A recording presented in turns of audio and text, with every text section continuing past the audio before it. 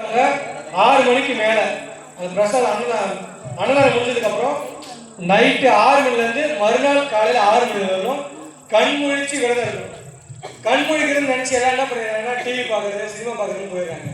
தேவாரம், திருவாசகம், பெரிய புராணம் இது மாதிரியான பதிகங்களை படிக்கணும்.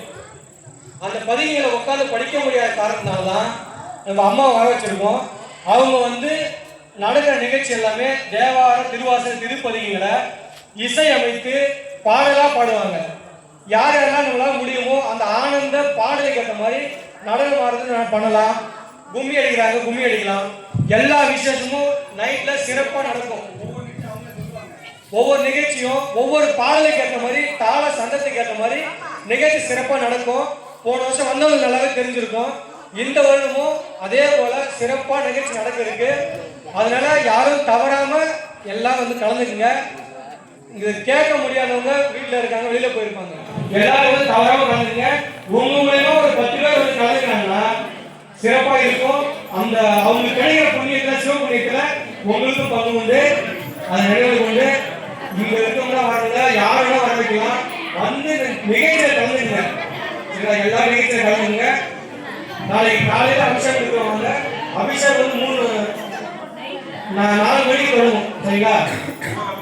ஒவ்வொரு 4 கால பூஜை பார்த்தீங்கன்னா 6 மணிக்கு 9 மணி வரைக்கும். முதல் கால பூஜை பிரம்மா பண்ணது, பிரம்மா ஈஸ்வரனை வேண்டி பண்ண பூஜை.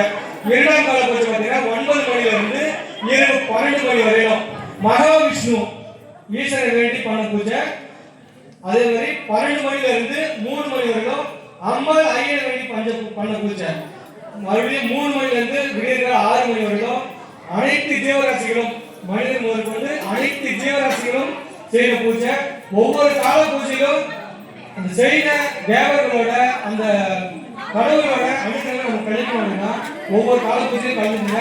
4 கால பூஜையும் சிறப்பான அபிஷேக ஆராதனையோட நடக்க இருக்கு.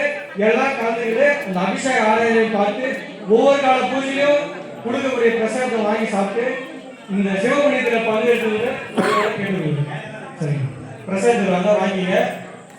எல்லாரும் அமைதியாக வாங்குங்க. பிரசாதம் சாப்பிட்டுட்டு தொன்னையை பக்கத்தில் எங்கேயும் போட்டாருங்க. இங்கே சொத்தமாக கிளீன் பண்ணி வச்சுருக்கோம். இந்த பிரசாதம் தராங்களா அது பக்கத்திலே போட்டுருங்க. அண்டல் பிறவி அருப்பானே ஓ என்று சொல்லற்கு அறியானை சொல்லி திருவடிக்கு சொல்லிய பாட்டின் பொருள் உணர்ந்து சொல்லுவார் செல்வர் சிவபுரத்தின் உள்ளார் சிவனடிக்கு பல்லோரும் ஏத்த பணிந்து அரேவா எண்ணாட்டவருக்கும் இறைவா போற்றி பாகம் பெண்ணொரு ஆனாய் போற்றி கண்ணாரமத கடலே போற்றி காவாய் கழக திரளே போற்றி கைலை